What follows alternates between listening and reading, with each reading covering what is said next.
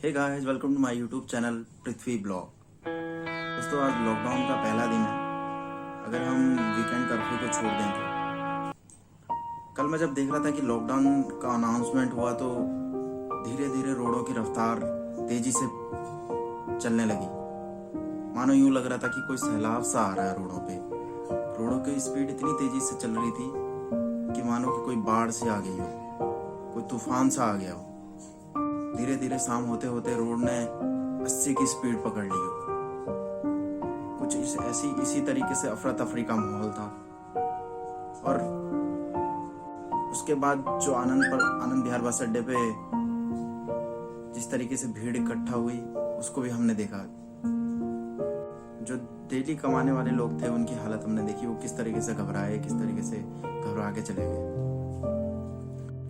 मुझे लगा कि इसके ऊपर भी बात होनी चाहिए कि राज्य सरकार और केंद्र सरकार को इस बारे में सोचना चाहिए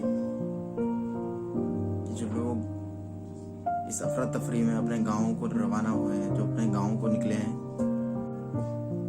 क्यों निकले और किस कारण से निकले हैं। उस चीज को देखते हुए मुझे अदम गोडवी जी की एक कविता याद आई। उधर जमहूरियत का ढोल पीते जा रहे हैं वो, इधर पर्दे के पीछे बर्बरियत है, नवाबी है। लगी है होड़ सी देखो अमीरी और गरीबी में, लगी है होड़ सी देखो अमीरी और गरीबी में। ये गांधीवाद के ढांचे की बुनियाद खराबी है। तुम्हारी मेज चांदी की, तुम्हारे जाम सोने के, यहाँ जुम्मन के घर में आज भी फूटी रकाबी है। इसी के ऊपर मुझे अदम गोडवी जी की एक और कविता याद आती है कि भुखमरी की जिद में या दार के साए में है, भुखमरी की जिद में या दार के साए में है। पहले हिंदुस्तान अब तलवार के साए में है। भुखमरी की जिद में या दार के साए में है।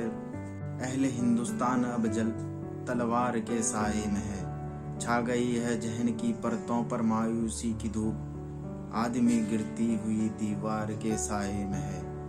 छा गई है परतों पर मायूसी की धूप, आदमी गिरती हुई दीवार के साए में है। बेबसी का एक समंदर दूर तक फैला हुआ, बेबसी का एक समंदर दूर तक फैला हुआ, और कश्ती कागजी पतवार के साए में है, और कश्ती कागजी पतवार के साए में है। हम फकीरों की न पूछो, हम फकीरों की न पूछो, मुतमईन वो भी नहीं जो तुम्हारी गैसुए खमनदार के साए में है। आप कहते हैं सरापा गुलमहर है जिंदगी, हम गरीबों की नजर में एक कहर है जिंदगी। भुखमरी की धूप में कुमला गई अस्मत की बेल, भुखमरी की धूप में कुमला गई अस्मत की बेल।